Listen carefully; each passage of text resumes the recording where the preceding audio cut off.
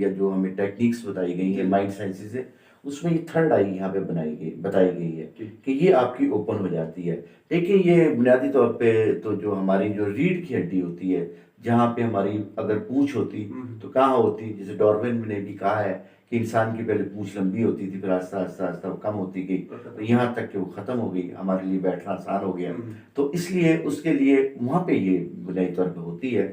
اس کو عام زبان میں کنڈلنی بھی کہتے ہیں. تو یہ اوپن تو ہو جاتی ہے انسان کی، اور یہ بڑے لوگ جتنے بھی ہیں ان کی اوپن ہی ہوئی ہوتی ہے، جس کی وجہ سے ان کے پاس الفاظ آ جاتے ہیں، نیا جو ہے نا ان کے پاس جو ہے نئے نئے جو آئیڈیاز آتے ہیں، ہاں وزڈم آ جاتی ہے. تو یہ ساری چیزیں اس کے پاس آ جاتی ہیں جب وہ اوپن ہو جاتی ہے. تو بنیادی طور پہ جو ہمیں بتایا گیا وہ یہ ہے کہ ہماری یہ تھرڈ آئی جو ہے،